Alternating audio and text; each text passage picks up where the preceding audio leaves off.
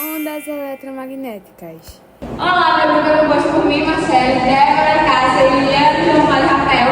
E se você quer aprender, vem com a gente! Ele irá falar sobre as considerações iniciais das ondas eletromagnéticas. A definição. As ondas eletromagnéticas são oscilações simultâneas de campos elétricos e magnéticos que se propagam no espaço. Elas não precisam de um meio material para se mover. As ondas eletromagnéticas, elas são caracterizadas por dois fatores: a sua frequência, que é o número de oscilações que ela tem por segundo, e o comprimento de onda, que é a distância de duas ondas, não simultaneamente. Elas são fundamentais para transportar energia e informações. E também elas participam de fenômenos naturais, como por exemplo a luz do sol. Elas também são caracterizadas como transversais, devido ao ângulo de sua propagação, no caso das oscilações, e também pela direção da sua onda. Elas transportam energia, mas não conseguem transportar corrente.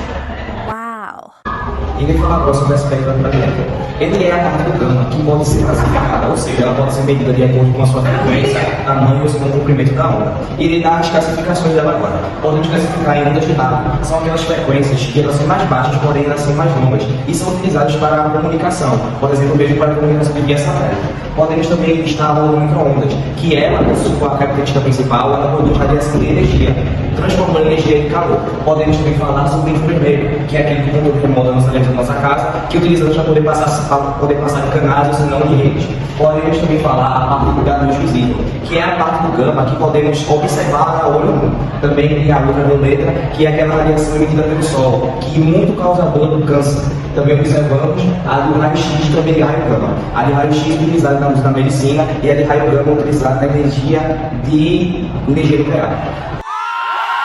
Ondas de rádio. As ondas de rádio ela têm um comprimento de ondas mais longos e são mais baixas na frequência do espectro eletromagnético. Existem dois tipos principais de ondas de rádio, que são a famosa modulação de amplitude, AM, onde a amplitude da onda é variada para codificar a informação, e a modulação de frequência, a famosa FM, onde a frequência da onda é variada, resultando em melhor qualidade de som e resistência a interferências. Esse tipo de modulações são aplicados em rádio, telefonia móvel, rede sem fio e televisão.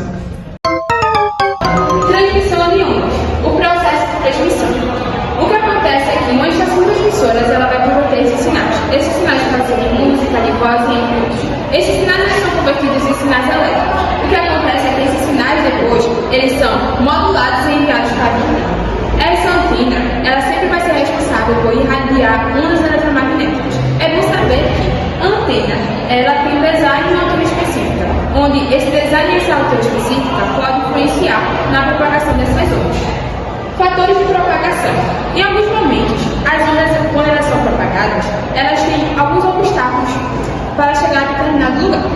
Então, esses obstáculos podem ser físicos, como um prédio, podem também ser climáticos, tempos chuvosos, e também a sua frequência pode ser um obstáculo para ela chegar a determinado lugar.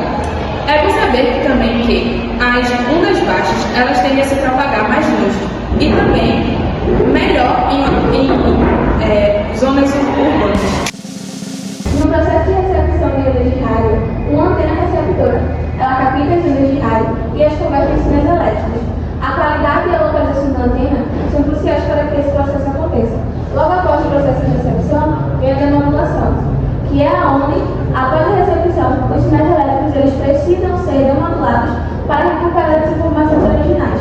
Essa etapa é realizada em um receptor que decodifica a modulação elétrica. Logo após a demodulação, acontece a conversão.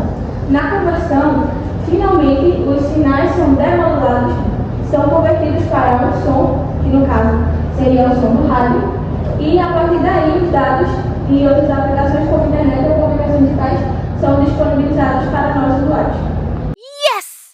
Vou falar sobre a importância e aplicação das ondas eletromagnéticas, começando pela comunicação, que as ondas eletromagnéticas é a base da comunicação moderna, onde ela permite a transmissão de rádios, TV e internet. Temos também a tecnologia médica, que por meio de raio-x e ultrassons, eles utilizam as ondas eletromagnéticas, onde são essenciais para diagnósticos médicos. Tem a exploração espacial, que é onde satélites usam as ondas de rádio para comunicação. E também tem o futuro das tecnologias, que, com o avanço da tecnologia 5G, as ondas eletromagnéticas continuarão a desempenhar um papel muito importante no desempenho de novas formas de comunicação e transmissão de dados. Agora tem participação das questões 6 e 9. Vem cá, Pause o vídeo e faça a leitura da questão e tente respondê-la. Em seguida, haverá a resolução da questão. Alternativa A. Cargas elétricas emitidas pela base do amiibo. Essa alternativa é incorreta, porque as cargas elétricas não são emitidas pela base do amiibo. Na verdade, a energia necessária para o funcionamento do amiibo é gerada pela indução eletromagnética, quando a bobina se aproxima do leitor NFC, e não pela emissão de cargas. B. Embora os sinais de radiofrequência sejam parte do funcionamento do NFC, eles são uma fonte de energia para o amido.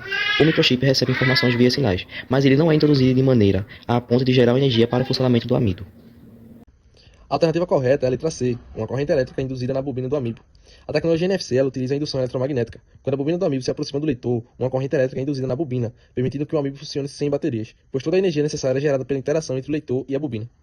Alternativa D, ondas eletromagnéticas emitidas da tangue para o leitor. Essa alternativa é incorreta porque as ondas eletromagnéticas não são emitidas pela tangue de forma que ela vai fornecer energia ao amiibo.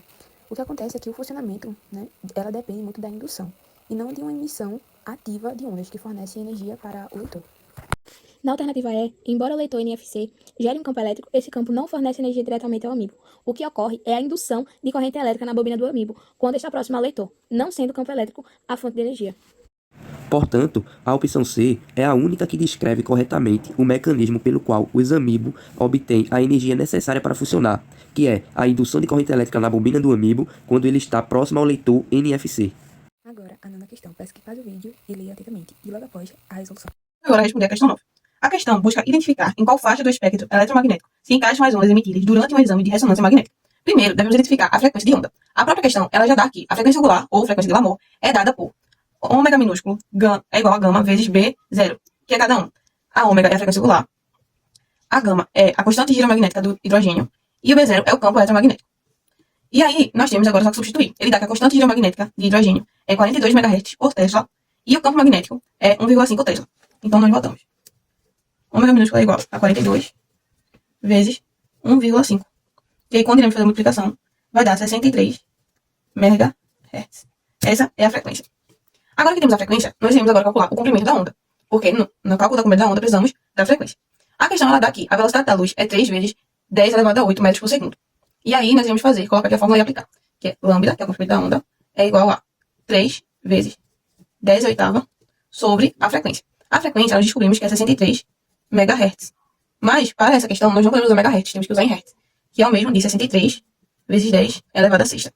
Esse aqui é ele em Hertz. Então, aqui nós vamos colocar 63 vezes 10 elevado a sexta. Que vai dar aproximadamente, 0,476 vezes 10 elevado a segunda. Que dá o mesmo de 4,76 metros. Esse aqui é o comprimento da onda. Agora, nós só vamos olhar lá qual é o espectro eletromagnético, que é onde está localizada. Como ela tem aproximadamente 4,76 metros, então ela se encaixa na faixa das ondas de rádio. Essa alternativa é incorreta, pois o raio ultravioleta tem comprimentos de ondas muito menores e são de 10 nanômetros a 400 nanômetros do que 4,76 metros. Letra B. Embora os sinais de radiofrequência sejam parte do funcionamento do NFC, eles são uma fonte de energia para o amido. O microchip recebe informações via sinais, mas ele não é introduzido de maneira a ponto de gerar energia para o funcionamento do amido. A letra C, onde tem 10 microondas, é a alternativa incorreta, porque as microondas têm comprimentos de onda entre 1 milímetro e 1 metro, e 4,76 metros é maior do que 1 metro. A alternativa D ela está incorreta, porque os raios gama têm comprimento de onda muito menores do que 0,01 nanômetro, o que é muito menor do que 4,76 metros.